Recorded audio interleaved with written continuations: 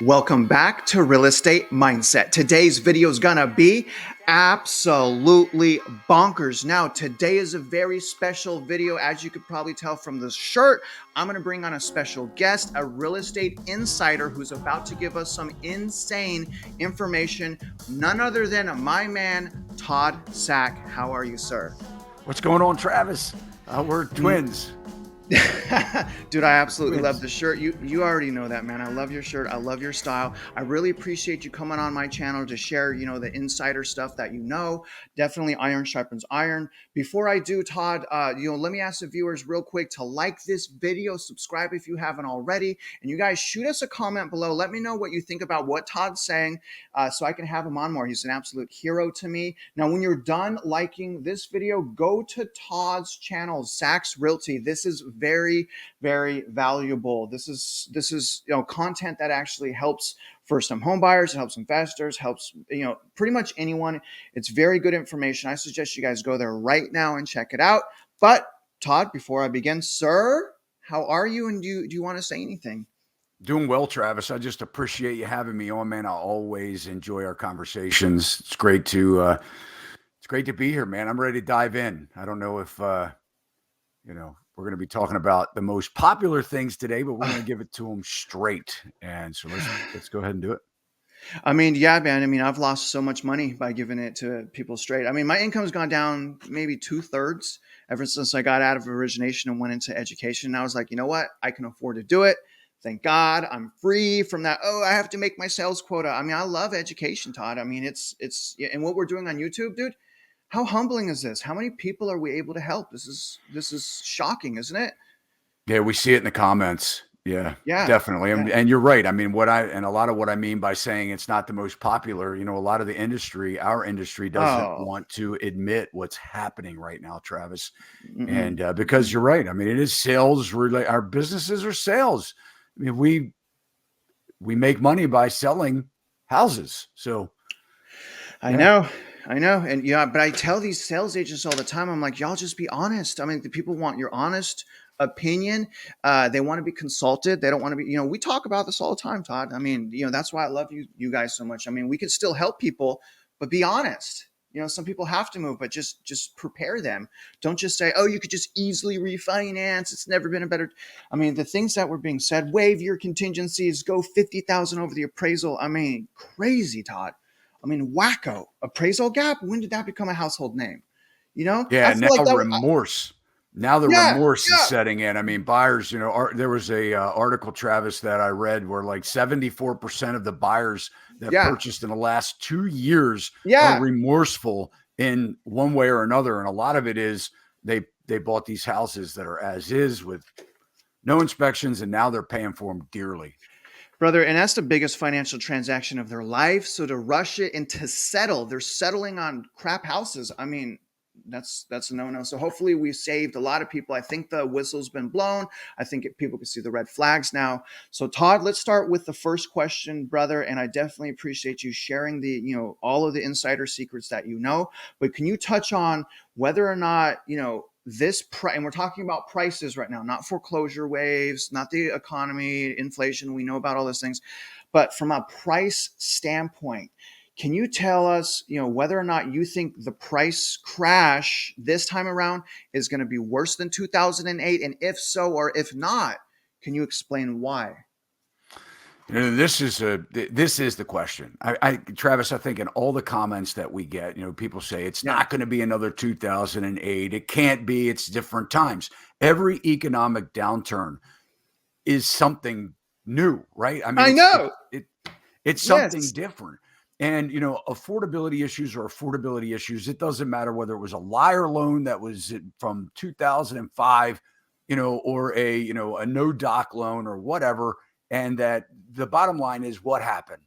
People overpaid value, right, on the property. And when the value started to tumble, and the big thing is when the sales in the neighborhood were less than what they are paying for their home, that was one of the number one reasons why people just walked away.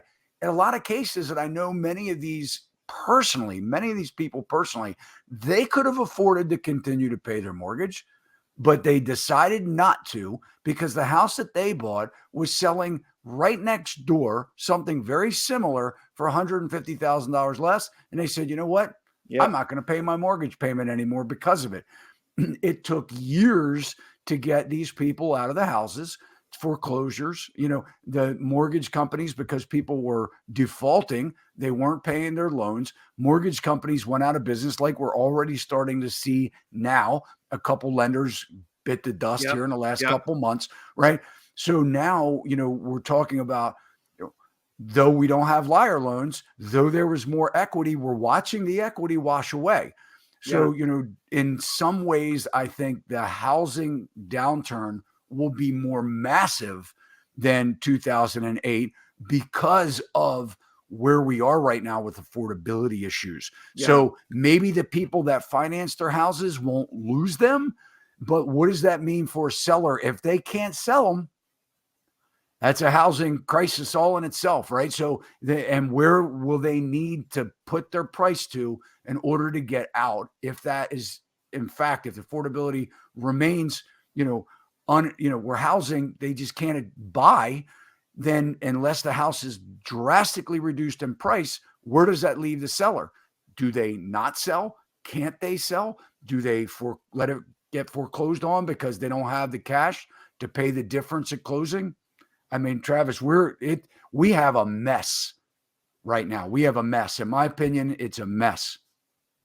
Yeah, it's a mess, man. And a lot of things that I see that are different right now that is going to make a pricing crash worse this time around is, well, number one, two, three, and number four, the inflation. We didn't have this type anywhere near this type of inflation back in 2008. So we can't do quantitative easing. So that's number one. But number two, the entire world right now is all messed up. Back, in 2008, to be honest with you, and it is what it is. China, especially, I mean, the world kind of bailed us out a little bit, right? They took a little bit of that hit with us. They can't do that this time, so we can't rely on the Federal Reserve. Well, I mean, look, we can't rely on the world to come save us. And not only that, we're now in an everything bubble, brother. Before it was a financial crisis, right? It was a crisis in real estate and subprime lending, right?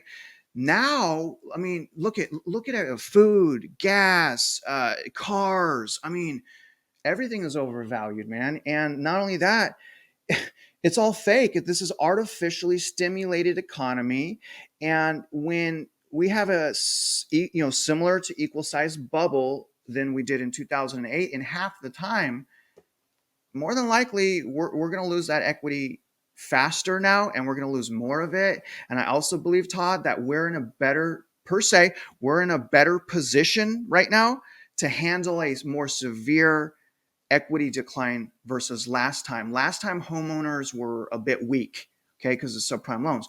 Now homeowners are strong per se. So I feel like we can take a hit and survive. What are your thoughts on that? But Travis, not the people that bought in the last 2 years. I mean, that's the issue. I know. Yes, Yeah, when yeah. we're talking about, I'm talking with sellers right now, and they're in a situation where, they are getting ready to sell their house. So they're asking a lot of questions. What can I get for my house now? I know what my neighbor's house sold for, which was a lot more than what they can probably get for right now. Just based on the simple fact of interest rates alone, not counting the inflation and things like that. And I think the problem is that since they bought 20 years ago and they have a ton of equity, the problem is in their mind, they're just not accepting the fact that they might have to sell for $60,000 or $70,000 less than what the neighbor did just a few Yeah. short months ago. So now what are they thinking? And this is really where it becomes, kind of crazy to me, is they're saying, well, we'll just rent our house.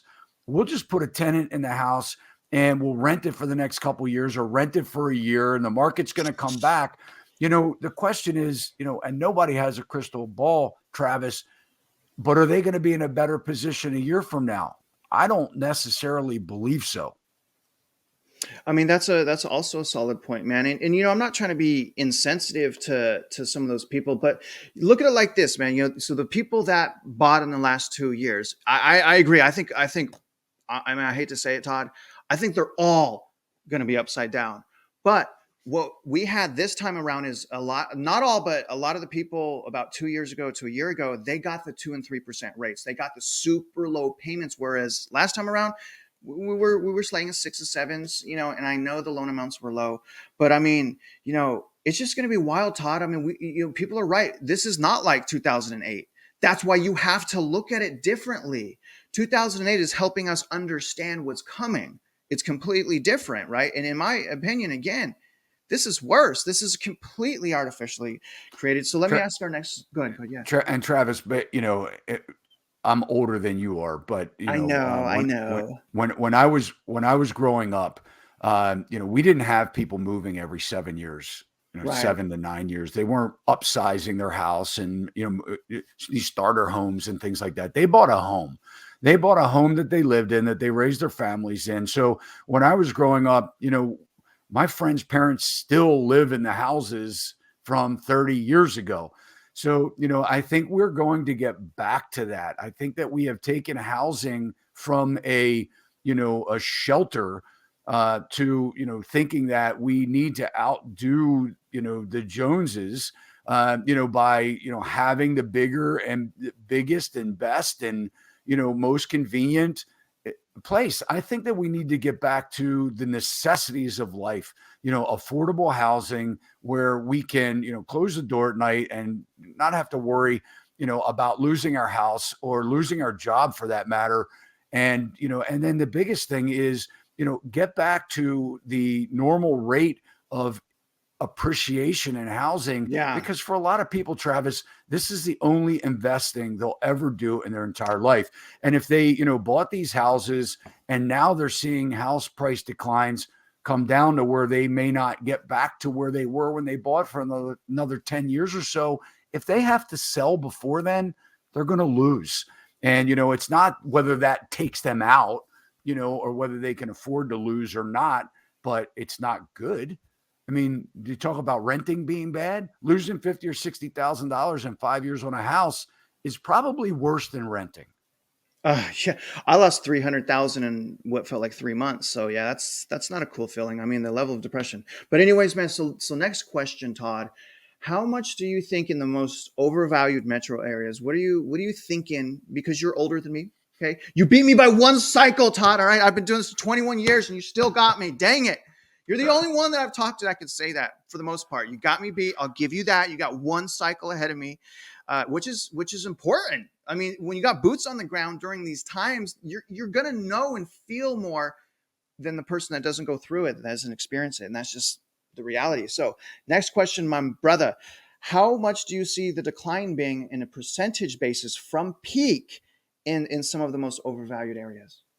And I think this is one of the areas that I take the most heat on my site and the videos that I put out, because when it originally started happening, I kind of felt like, from the median price or from, where the houses, what they're worth from the peak, I saw really a 10 to 20% decline in home values.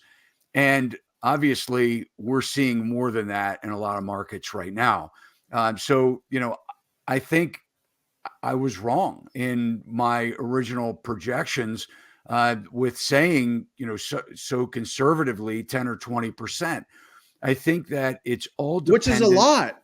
I mean, that's which still a is lot. huge. It's Yes, that huge. It's people don't huge. get It's that. huge. People say no, it needs to be 90%. It's like, whoa, like Yeah. hold on, Yeah. like anyway. I Sorry. don't think that we're going to see 90%. I don't think that 40 or 50% is unrealistic from the peak on distressed property.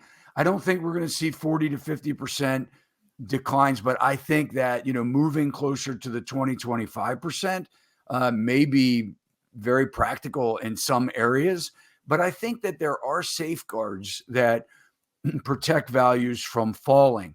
And some of these safeguards are back to real estate being location, location, location. So I think that if you're looking at it from, where are the most desired, areas for people to live, the best employers, job growth, stabilized, neighborhoods, I think that we'll see where if you are a seller and you do have a great piece of property that's not on a lot with a 45-degree driveway driving up to it, and on a busy street where tractor trailer trucks are buzzing by, and all of these things, right? A good floor plan and good updates with the home. People for the most part don't want to renovate old homes. They want move-in ready homes. They want places that are closer to their jobs. They want places that are closer to amenities and schools and those types of things. So I think that in the stabilized neighborhoods, the the real estate will hold their value, but I still think we're going to look at 10 to 20% declines. And then more from the houses that are, for lack of better words, like the more junky houses per se, or distress sellers, you can see a strong decline on that scenario. So last question, Todd, is, talking to my viewers, and understand that most of the viewers on my channel, not all, but most of them are potential first-time home buyers. So many of the people are renting right now that are watching us, not all, but most. Can you talk into what you believe they should be doing right now to prepare for what's around the corner and to stay ahead of the unaffordability? Yeah, I think if you're a first time buyer and you don't have to buy tomorrow, don't. I mean, continue to save your money. Sign an extension on a lease. If you can get away with a 6-month lease extension, do it. A lot of people are saying, hey, but my rent's going up $200 or $300 a month, if, or $500 a month if I don't sign a year. You be the judge of that, but save your money. I mean, the big thing is save your money. Watch the markets that you wish to live in. Kind of set your parameters, your price parameters, and this is why. Okay, if you set your price parameters, then you can know all of the things that you want within the home. If you see a house that checks those boxes and it now falls into your price parameter, then it's a good time to buy. If you're looking at, okay, well, I can only afford a house $100,000 less and the house is a dump, don't buy it, right? Stick to what you can afford, stick to your price range, and wait for the house in the area that you want to meet that, to come down close to it.